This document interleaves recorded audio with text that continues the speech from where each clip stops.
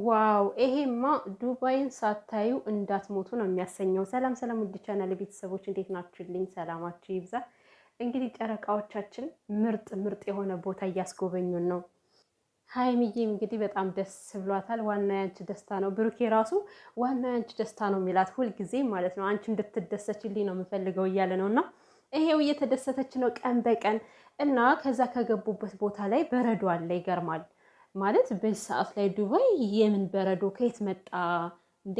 ሙቀት ማለት ብርድ ነበረ፣ ከዛ ብርዱ እየወጣ ነው። አሁን ሙቀት እየመጣ ነው። እና እንዴት ብዬ ሳስበው በራሳቸው ፈጠራ የሰሩት ነው ይሄ ነገር ማለት ነው። እንዴ ለትንሽ እኮ አውሮፓ መሰለኝ። ምክንያቱም አውሮፓና ካናዳ ነው እንዲህ ሁሌ ተጠቅልላችሁ ሁሌ ጓንት አድርጋችሁ ፊታችሁ ላይ ሳይቀር ራሱ በረዶ የሚመጣበት ጊዜ አለ አይደለ? ካናዳና አውሮፓ ማለት ነው። በጣም በረዶ አለ ከዛ ሀገር እና ዱባይ ደግሞ በምን ተአምር ተፈጠረ ብዬ ገርሞኝ፣ ግን ሳስበው ይሄ ትክክለኛ የተፈጥሮ በረዶ አይደለም ማለት ነው። እና ወይ ጉድ! እንደዚህ አይነት በረዶ ደግሞ ከየት ተገኝቶ ነው? እኔ የምላችሁ ዱባይ ተቀምጣችሁ ግን ይህን ቦታ ያላያችሁ ሰዎች ብቻ አላየንም በሉኝ። እኔ አሁን ዱባይ ነኝ ያለሁት ወይስ ጫካ ነው? መድኃኒዓለም። እና የእኛ ጨረቃዎች ዛሬ ደግሞ እርስ በርስ ቅናታቸውን ያያችሁልኝ። እርስ በርስ ማለት ነው። ብሩኬ ሲቀና ሀይሚ ስትቀና ማንኛውን የሚበርደው? ከባድ እኮ ነው።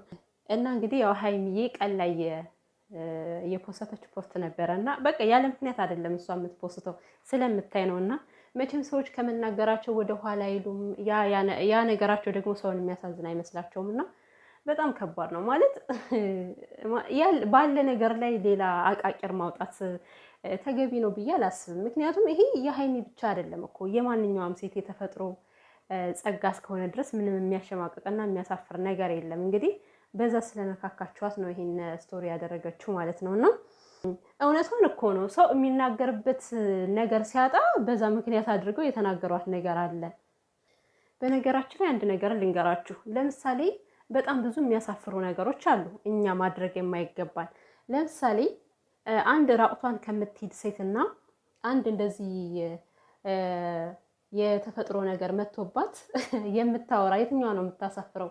አያችሁ፣ ራቁቷን የምትሄደው ሴት ነው የምታሳፍረው። ምክንያቱም ገላዋን ገልጣ እየሄደች ነው። ይሄ ግን በማንኛውም ያለ ስለሆነ እግዚአብሔርም የፈቀደው እስከሆነ ድረስ ምንም የሚያሳፍር ነገር የለውም። እና ዝም ብሎ በቃ አቃቂር ለማውጣት ይሮጣል ሰው። ይገርመኛል።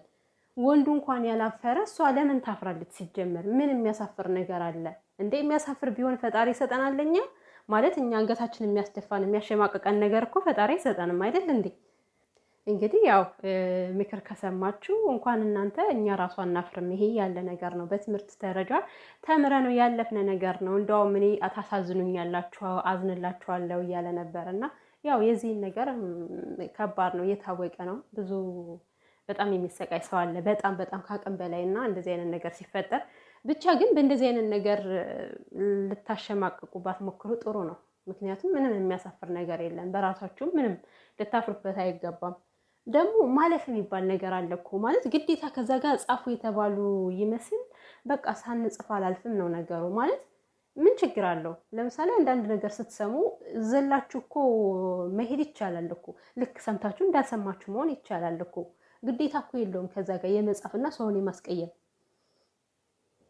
እና ወደ መጨረሻ ደግሞ የምነግራችሁ ነገር አለኝ፣ ስደት ላይ ላላችሁ እህቶቼ ማለት ነው። እና እንግዲህ የኛ ጨረቃዎች ምንም ተባሉ ምንም በቃ አሁን ወደፊት እየገሰገሱልን ነው። በጣም ደስተኛ እየሆኑ ነው። እና ዱባይ ላይ በጣም ኑሮ ውድነት አለ አይደል ብሩኬ? እውነት ነው፣ እውነቱን ነው። እንደ ድሮ እኮ አይደለም። አሁን በየሀገሩ የኑሮ ውድነት ገብቷልና እንደዚህ ከነሱ ጋር እየዞረ የሚቀርጻቸውን ሰውን አመሰገንኩት የምር። ምክንያቱም ያው እሱ ባይኖር ኑሮ ያው አንዳንድ ነገር ለማድረግ ይቸግራቸዋል ማለት ነው። እና እንግዲህ በየሄዱበት እየቀረጻቸው ነው። በጣም ደስ ይላል።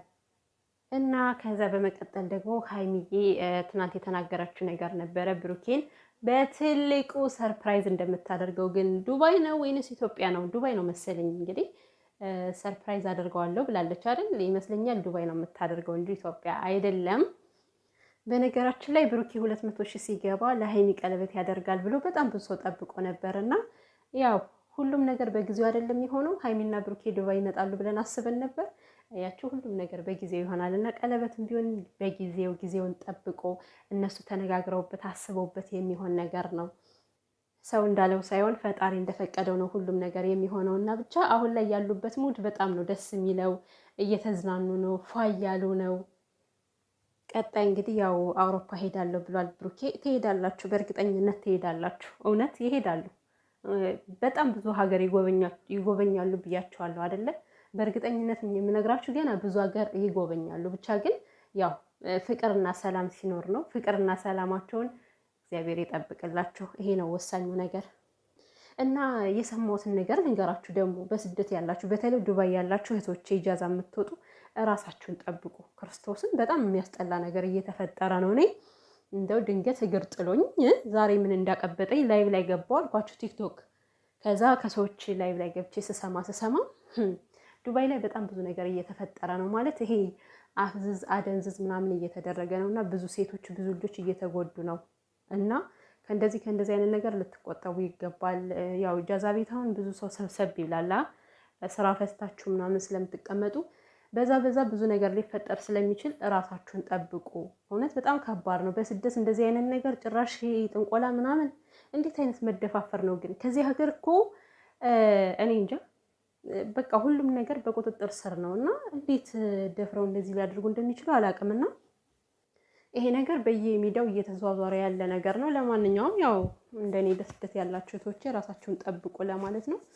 ምክንያቱም የሚደረገው አይታወቅም። አሁን ላይ በቃ ጊዜውም ሰውም ከፍቷል። የምር ምንም ታማኝነት ነገር የለም በቃ